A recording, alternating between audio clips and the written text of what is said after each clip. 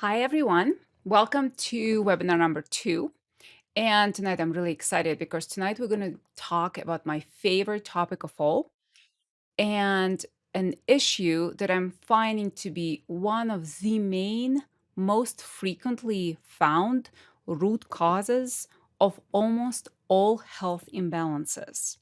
So please pay attention, stay with me. We're going to try to keep it short and sweet, but this information is really important and has helped me during the 20 plus years I've been working with people, help thousands of people regain their health and vitality. Okay, so here we go. And the topic of today's webinar is the health of the liver and the gallbladder. Primarily, we're going to be talking about the liver. So, what is our liver? Like I said already, this is the one organ that I see the most problems with in my practice. Where is your liver? Your liver is actually located on your right side under your right rib cage. So your rib cage is encircling it and protecting it. Liver has more than 500 different functions. We do not have time to go over all of them, but we're going to go over the most important categories. So, as I already mentioned, rarely do I find anyone that comes in with a chronic health condition that doesn't have some kind of an issue with their liver function. Now, when I talk about problems with the liver, it's very important to understand that I'm not talking about necessarily hepatitis or some other medically diagnosed medical health conditions. I'm talking about a very wide spectrum of liver function. So, the spectrum of a very healthy, vibrant, functioning liver and hepatitis or alcoholic liver, fatty liver, or a condition of the liver where you need basically a liver transplant, they're as widely apart as the bicycle and the military jet. So there's a lot of room in between.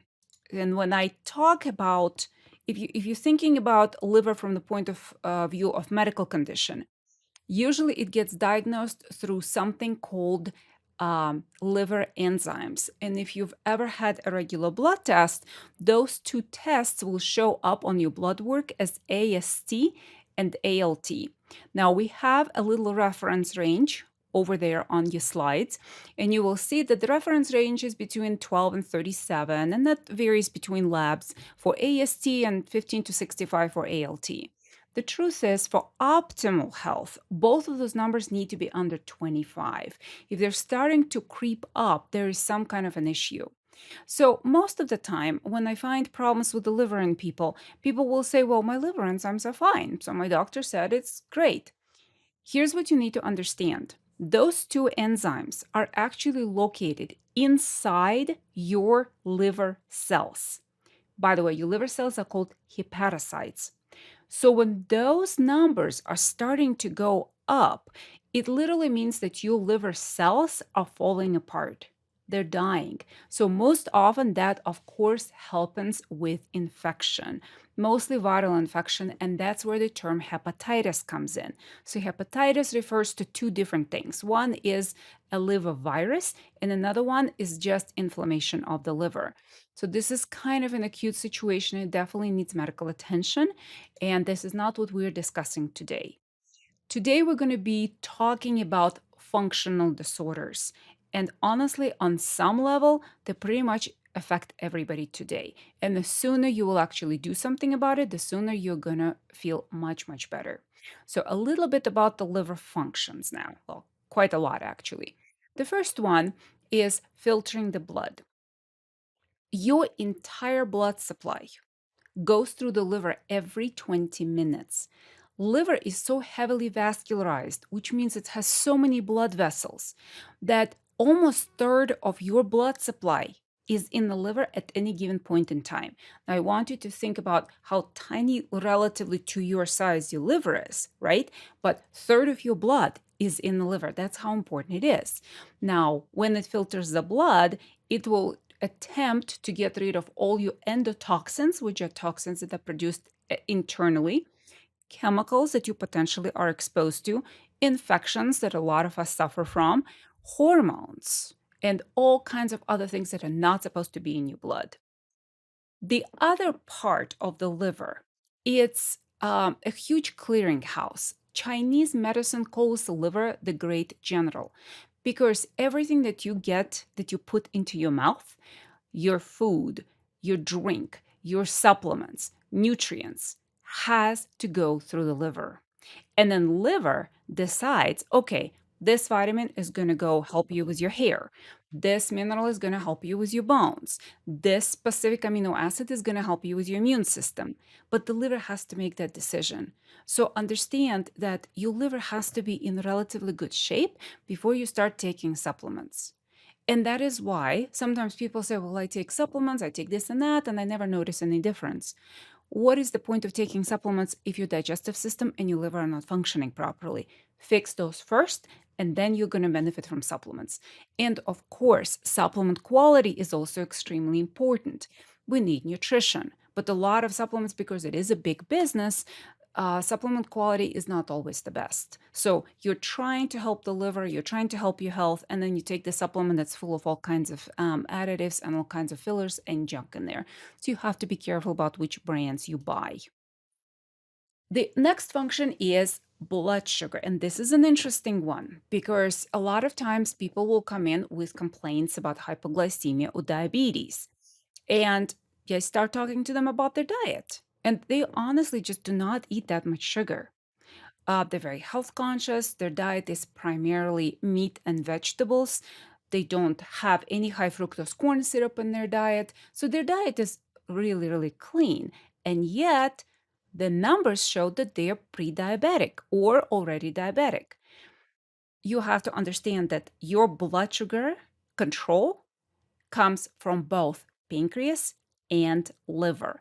And so liver is very directly involved in controlling both hypoglycemia, which is low blood sugar, and diabetes.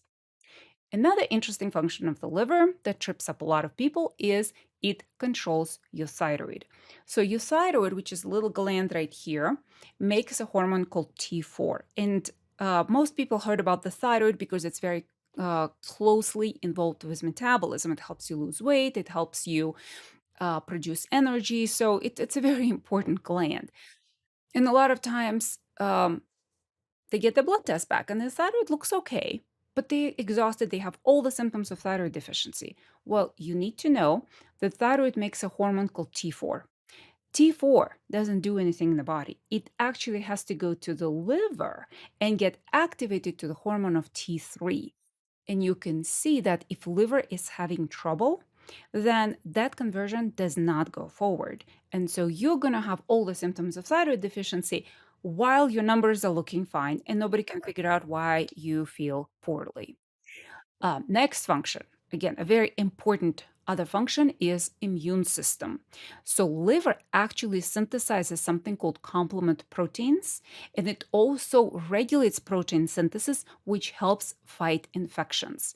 On top of it, it also filters antigens from the blood by specific type of liver cells. So again, if your liver is suffering, your immune system is not going to work very well. Hormone functions, hormone systems.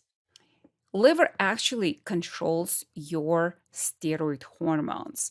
And this is one of the issues I'm coming up a lot in my practice because hormones are so important. They're messengers in your body.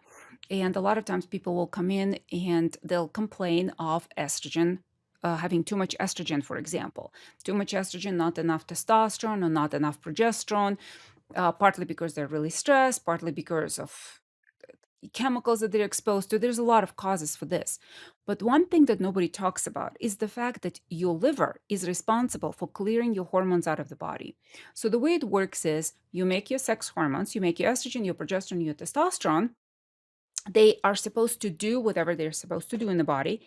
And immediately they go to the liver, they get incorporated into the bile, and you are supposed to expel them out of the body. They cannot recycle, they cannot stay around.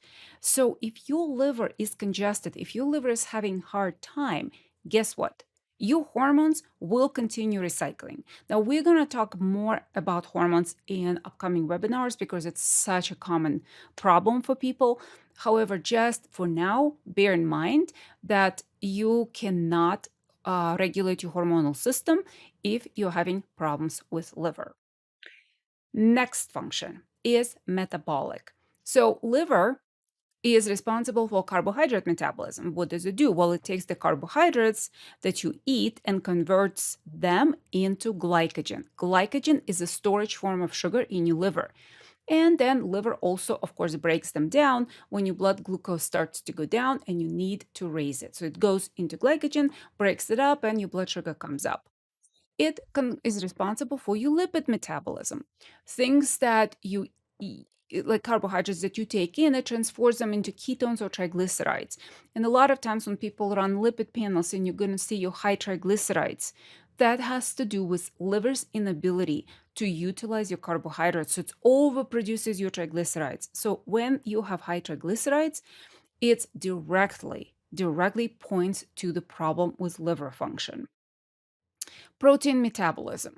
It basically transforms amino acids into the form that your body can use. And then, of course, it gets rid of ammonia, which is one of the endotoxin that your body produces, but it has to be taken out, and it gets taken out through the liver, and also lactate, which is you probably know about that because your muscles sometimes can get sore after exercise. So your liver, again, is responsible for metabolizing it. It also stores that's another one of its functions. It stores glycogen and fat. It stores fat soluble vitamins, which are vitamins A, D, E, and K, and also it stores B12. So, along with, as you can see, iron, copper, and selenium, if your liver is having trouble, you are not storing these things. And so people a lot of times are surprised, well, why do I have to keep taking vitamin D or vitamin E? Technically speaking, they're fat soluble, so they should accumulate in the body. But again, it all goes back to how well your liver can store them. And we already mentioned about liver storing blood. So like I said, about a third of your blood supply is in the liver at any given point in time. Um, Synthesizing proteins, we briefly touched upon it. Liver synthesizes about 90% of your blood proteins, just as albumin, clotting factors, and complements. And your health of your blood is crucial to your health.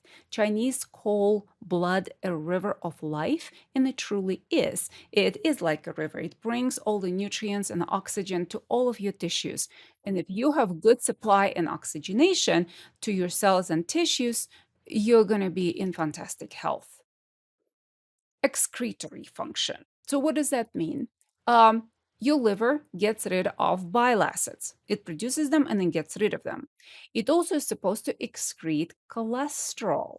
And this is another common issue we see. How many people are on statin medications for high cholesterol? High cholesterol seems to be an epidemic these days.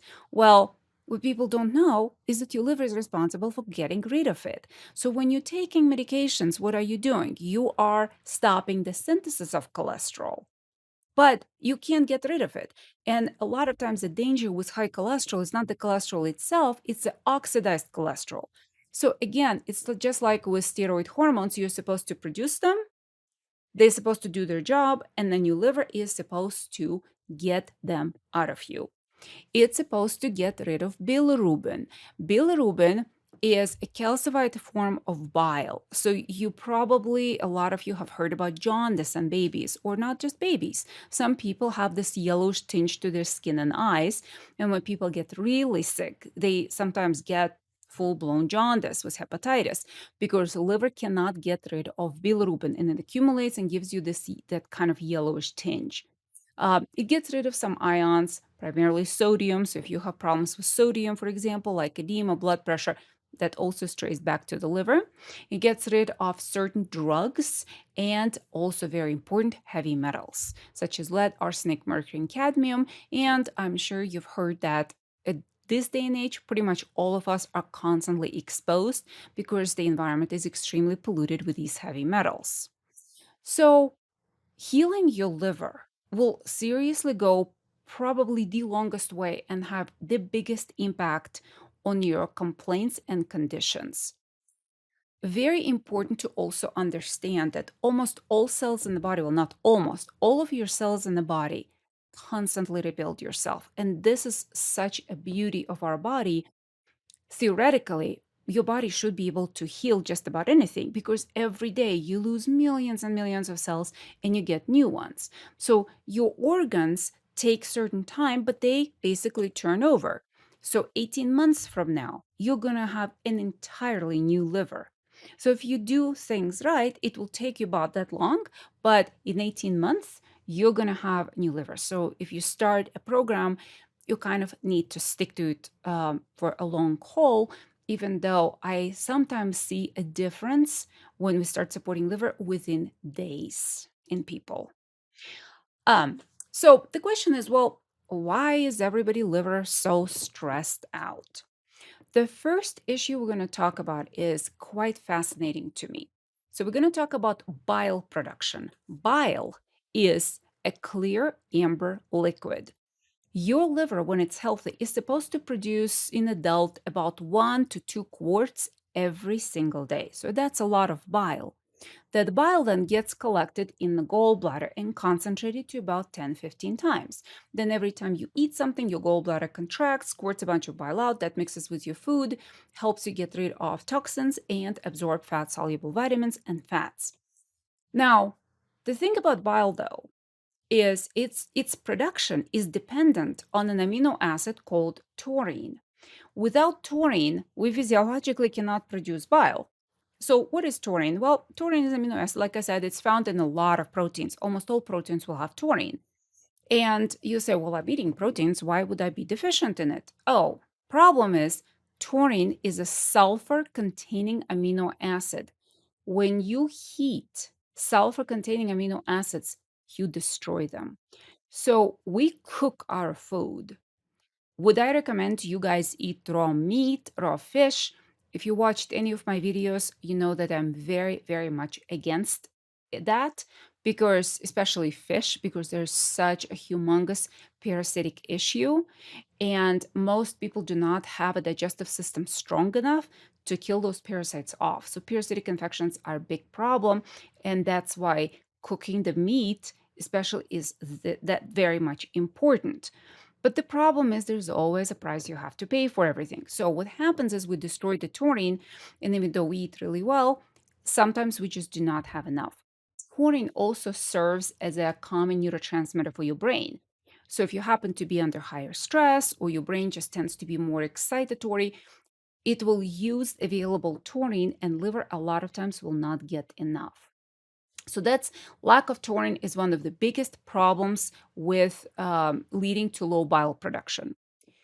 The second one is, of course, overwhelming stressors, which are environmental and nutritional. The world has changed dramatically in the last 200 years, but it really got, the changes became very quick and not necessarily for the best as far as environment is concerned over the last 50 years. Um, we're using pesticides, fertilizers, we have chemical industries. So a lot of those plastics, metals, fertilizers, they end up, we ended up being exposed to them. Pollution in the big cities. That never was the case even 100 years ago. So our livers is the organ that's responsible for clearing them out of the body. And we just haven't, frankly, had the time to adapt. And it's almost like people with the strongest livers genetically have the best chance of health and happy long life. The other huge problem that is kind of new is lack of movement. Liver is the organ that's very much dependent on your movement. So even exercising, of course, but even walking. And United States and Canada are kind of unique in that respect. We just don't move very much. There's no reason to. We drive a lot. We walk from the house into the car. We drive to work. We drive to the store. We try to find the closest parking spot. And, if you guys wear a Fitbit or watch or pay attention to how much you walk, 10,000 steps a day is very challenging for most people. And so we sit, we work in the office, we come home and we watch TV, we might do some housework. But again, the movement is inadequate, and that very much affects the liver. And the fourth huge reason are suppressed emotions, especially the emotions of anger and rage. That is, those emotions we are not taught ever how to deal with properly or how to express them properly. So people either get explosive, which is not very constructive or healthy, or most of us just suppress them. And those specific emotions, they actually settle in the liver. So that does not help. So how would you know if you have an overworked or undernourished liver? Well, the liver is a very tough organ. It's not going to complain much. You're not going to have pain necessarily. I mean, sometimes you can. I've seen people that actually have liver pain, but that is kind of more extreme situation. Most of the time, you will not even think that the symptoms that you're experiencing are relating to the liver. So let's go over them. First and foremost, hormonal imbalances. Your PMS, your mood swings, irregular periods, sore breasts, cramping with periods, painful periods, skipping periods, bleeding too heavily, all of those things have a very close tie to compromised liver function. Digestive problems, of course. Bile plays such a huge part in your digestion that if you're having problems with bile or enzyme production, which comes from the pancreas, but they're kind of the same system, the symptoms you might experience would be chronic bloating, constipation, and diarrhea. And also metallic taste in your mouth, especially when you first wake up in the morning. That is very much related to a problem with bile production or liver. Trouble sleeping, I see it all the time. And what's interesting is when I say trouble sleeping, most of you will be waking up between 1 a.m. and 3 a.m. If you're waking up between 11 p.m. and 1 a.m., that's gallbladder, indicates more of a gallbladder problem. But 1 a.m. to 3 a.m., that's classical liver time. If you habitually wake up during that time, your liver is suffering. Um, rashes. Rashes are anywhere on the skin, of course, acne, itching, classical liver symptom because your liver can detox.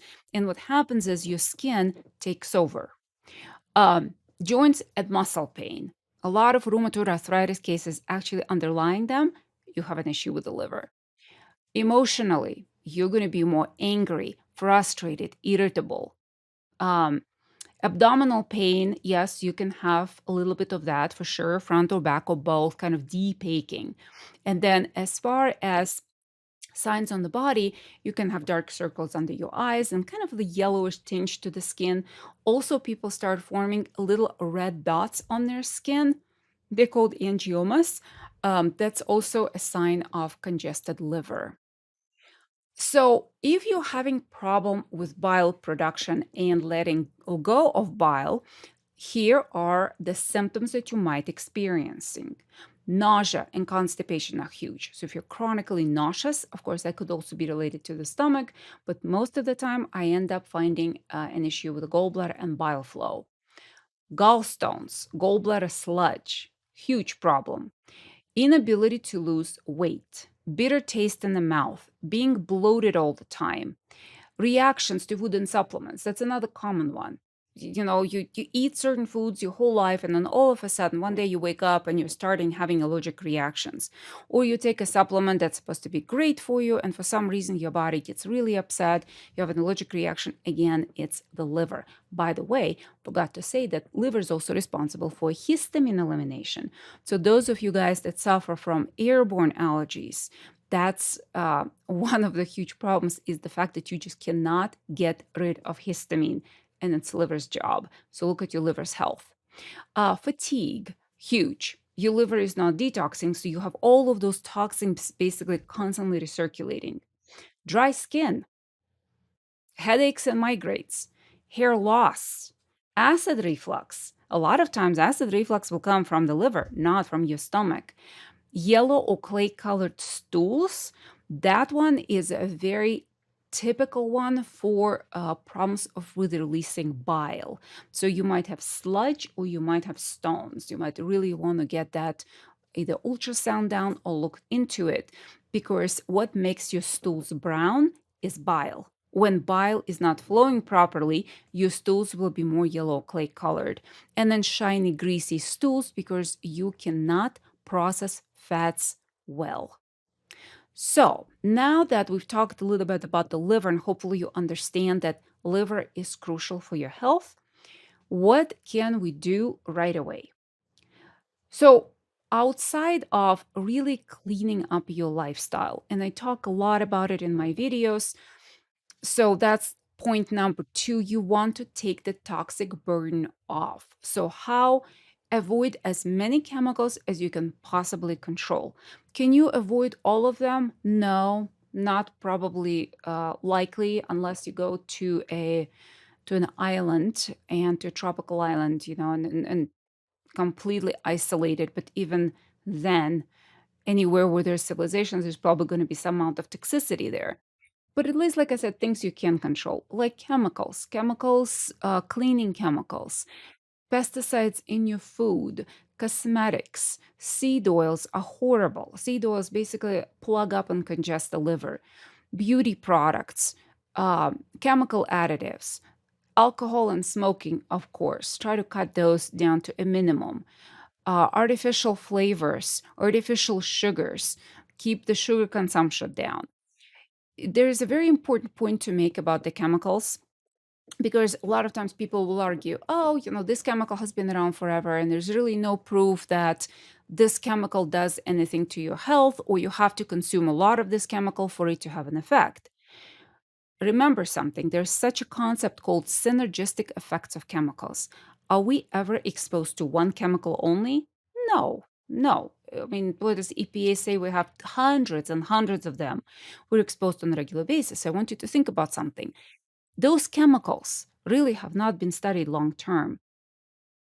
I mean, some of them have, but they have not been studied in combination. In chemistry, there is this thing called synergistic effect. What that means is 1 plus 1 does not equal 2. 1 plus 1 can equal 10, 20, 30, 100. Nobody knows. So there are no studies, or very limited studies, that study the effect of different chemicals combined in the body.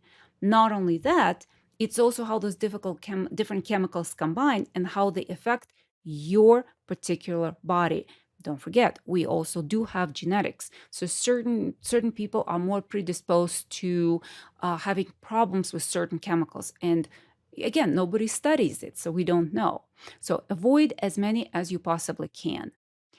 Supplements. There are 4 supplements that I talk about left and right, and you probably heard me talk about them. They're inexpensive. They're amazing for what they can do for you. They are taurine, lecithin, cod liver oil, and wheat germ oil in combination. For some people who are celiac, for example, or highly wheat intolerant, I do suggest either borage oil or blackcurrant seed oil or evening primrose oil. But even if you're gluten sensitive, wheat germ oil is usually really well tolerated for people and actually is quite good for you. So those 4 supplements in combination, their main job is, number 1, they help you produce bile. Number 2, they actually rebuild your liver. Lecithin contains a chemical called phosphorylcholine, and phosphorylcholine literally rebuilds your liver. So these 4 supplements I have been taking for close to 22 years now. I do take breaks once in a while, but I swear this has been one of the most important supplement regime that has helped more people than I can fathom. So those 4 supplements are staple. Also, I do say words like supplements, but it's very important for you to understand that technically speaking, they're really not supplements. There are things that you should be getting from your food, but cannot. Taurine, we already discussed. We just cook it out of our food. Lecithin or phosphorylcholine is found in things like raw egg yolks, soybeans, and stuff like this, which we just don't get enough of it. And the requirements went up. We need more of them. Cod liver oil, fish oils is self-explanatory. We need omega-3s. We used to get them from fish and also grass. Grass is what makes omega-3s, but because most animals we eat these days are grain-fed, they're very low in omega-3s. Plus, omega-3s are highly volatile. When you cook your meat, again, you lose your omega-3s. By the way, same thing happens with your fish. So if you eat fatty fish, but you cook it, it doesn't mean you get any omegas. And wheat germ oil contains high amounts of vitamin E and also balances the omega-3s in your fish oils. Okay, moving on. The next supplement I really like is something called Tatka. Tatka is the supplement that triggers your liver to actually release bile. So it stimulates the liver to produce more bile. Herbal support. There's so many herbs out there. Artichoke, milk thistle. In my practice, I find that people do much better when we first focus on building up the bile. So, those four supplements first, and then you can add whatever herbal support you want to or you test for. Ideally, you should work with somebody personally to know what's right for you. But herbal support is very, very great for the liver. Castor oil packs. Castor oil packs have been used in naturopathic medicine for hundreds of years. Castor oil is extremely beneficial. You do not want to consume it internally. This is for external use. So you see a picture there of a castor oil pack. I find that most people do really well on utilizing those from anywhere from an hour to 2 to 3 hours every day. I personally sleep with one, I would say 3 to 4 nights a week. And what castor oil does, it just stimulates liver detoxification. Some cases you have to build up for it, but it's a great, great tool. In extreme liver toxicity cases, sometimes coffee enemas have been employed, so you can kind of look into that. And then hair analysis. Hair analysis is one of my favorite tools. I'll be talking more about it. But hair analysis involves analyzing your hair for general mineral balance. In some cases, it will pull and indicate heavy metal toxicity. There's a lot of different ways to assess for heavy metals. Hair analysis just happens to be the safest and least invasive one. So that's a good one to know because that sometimes indicates whether or not you need liver support. So I think that's all I have for today. Thank you so much for joining me. Next seminar looks like we're putting out on September 1st. And if you guys listen to this, please leave me comments, leave me your questions and recommendations and ideas for further webinars. Again, thank you so much, and I will see you later. Bye.